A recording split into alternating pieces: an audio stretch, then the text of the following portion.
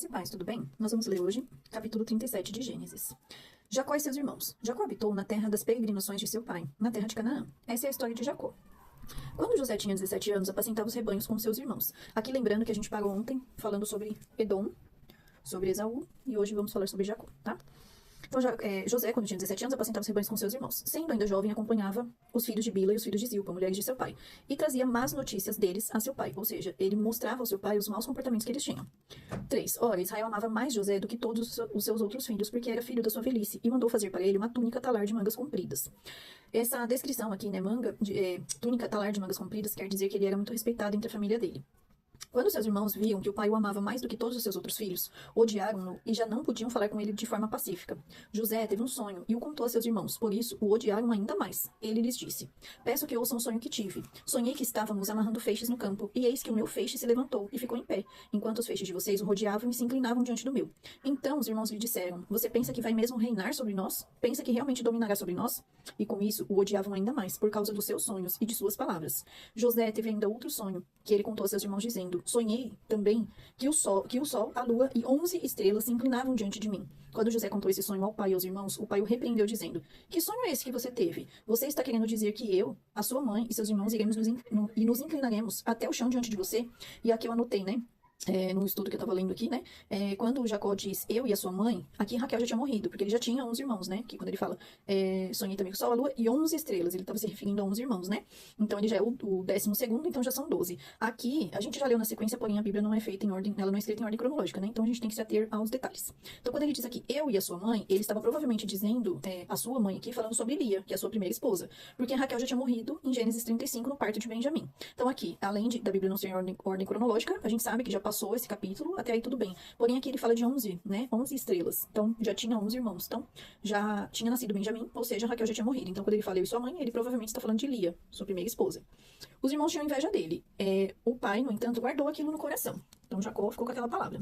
José é vendido e levado para o Egito. Como os irmãos foram apacentar o rebanho do pai em Siquém, Israel perguntou a José: Os seus irmãos não estão apacentando o rebanho em Siquém? Venha, pois eu vou mandar você até eles. Ele respondeu: Eis-me aqui. Israel continuou: Vá agora, lembrando que falei pra vocês, né, que a gente precisa se ater agora aos detalhes, né? Em algumas partes vai falar Jacó, né? Jacó habitou, e aqui já tá Israel perguntou a José. Lembram-se que Deus mudou o nome dele de Jacó para Israel. E vem a pessoa até eles, e Israel continuou: Jacó, vá agora e veja se está tudo bem com seus irmãos e com o rebanho, e traga-me notícias. Assim o enviou ao vale de Hebrom, e ele foi a Siquém. E um homem encontrou José, que andava errante pelo campo, e lhe perguntou: O que você está procurando? E ele respondeu: Estou procurando os meus irmãos. Por favor, pode me dizer se eles estão apacentando o rebanho? E o homem respondeu: Foram embora daqui. Ouvi quando disseram: Vamos a Dotã. Então José seguiu atrás dos irmãos e o encontrou em Dotã. De longe, eles o viram, e antes que chegasse, conspiravam contra ele para o matar. Então, esse é o cenário da família de Jacó. Os filhos agora estão pensando em matar o seu próprio irmão. Passado tudo que já passaram, aquela confusão toda que fizeram, agora eles pensam em matar o próprio irmão. Por inveja, que a Bíblia deixa bem claro isso. Disseram uns aos outros: Lá vem o grande sonhador. Venham, pois, agora vamos matá-lo e jogar o corpo numa dessas cisternas. Cisternas são poços. Diremos que um animal selvagem o devorou. Vejamos em que vão dar os sonhos dele. Mas Rúben, filho mais velho, ouvindo isso, livrou-o das mãos deles e disse: Não lhe tiremos a vida. Rúben disse mais: Não derramem sangue. Joguem o rapaz naquela cisterna que está no deserto e não lhe façam mal. Rúben disse isso para o livrar deles, a fim de levá-los de volta ao pai. Mas logo que José chegou aos seus irmãos, despiram-no da túnica. Então, enquanto Rúben estava um pouco afastado, eles tiraram a túnica dele, talar de mangas compridas que trazia, e o jogaram na cisterna. A cisterna estava vazia, sem água. Depois sentaram-se para comer. Então, para ver a frieza desses irmãos. Jogaram o irmão num poço, estava sem água, mas era um poço. E depois sentaram-se para comer, como se nada tivesse acontecido, né? Levantando os olhos, viram que uma caravana de ismaelitas vinha de Gileade. Seus camelos traziam especiarias, bálsamo e mirra, que levavam para o Egito. Então Judá disse a seus irmãos: O que vamos ganhar se matarmos o nosso irmão? Se matarmos nosso irmão e depois escondermos a sua morte, venham, vamos vendê-lo aos ismaelitas. Não lhe faça mal, pois é nosso irmão, é do nosso sangue. Seus irmãos concordaram, e quando os mercadores midianitas passaram, os irmãos de José o tiraram da cisterna e o venderam aos ismaelitas por 20 moedas de prata. Esse é o valor que era pago naquela época por um escravo. Então venderam seu irmão como se fosse um escravo. E os ismaelitas levaram José para o Egito. Quando Rúben voltou à cisterna, eis que José não estava nela. Então rasgou suas roupas. E voltando a seus irmãos disse: O rapaz não está mais lá. E agora, o que vou fazer? Então Rúben não vê os irmãos tramando vender José. Então pegaram a túnica de José, mataram um bode, molharam a túnica no sangue e enviaram a túnica de mangas compridas ao pai com esse recado: Achamos isso, veja se é ou não a túnica do seu filho. Ou seja, eles ouvem o sonho de José, mas eles não querem acreditar naquilo que eles estão ouvindo. Por inveja, eles vendem o irmão a preço de um escravo, né? Para se livrar desse irmão sonhador. Muitas pessoas querem fazer isso na nossa vida, né? Às vezes eles só querem destruir os nossos sonhos, né? Então, 33, José, né, enviaram a túnica de José a Jacó. Ele a reconheceu e disse: é a túnica do meu filho, um animal selvagem o devorou. Certamente José foi despedaçado.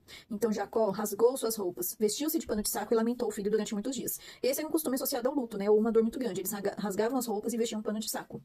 Todos seus filhos e todas as suas filhas vieram para o consolar. Ele, porém, recusou ser consolado e disse: chorando descerei à sepultura para junto do meu filho. E continuou a chorar pelo filho. E aqui nós vemos menção das filhas, né? O nome apenas de uma que a gente vê, né, durante a genealogia ali que acontece. Porém, como eu disse, não é porque elas não aparecem que elas não existem. Elas só não foram registradas porque não tinha alguma importância, digamos assim, para que a gente soubesse da história delas. Então elas existiam, porém não estão registradas com nome, somente isso.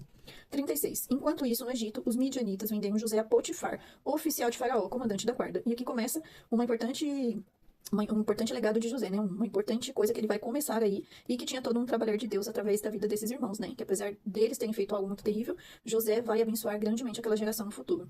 E essa é a nossa leitura de hoje. Espero que você possa estar aqui amanhã para lermos mais uma porção da palavra, se assim o Senhor permitir, em nome de Jesus. Deus abençoe e até o próximo.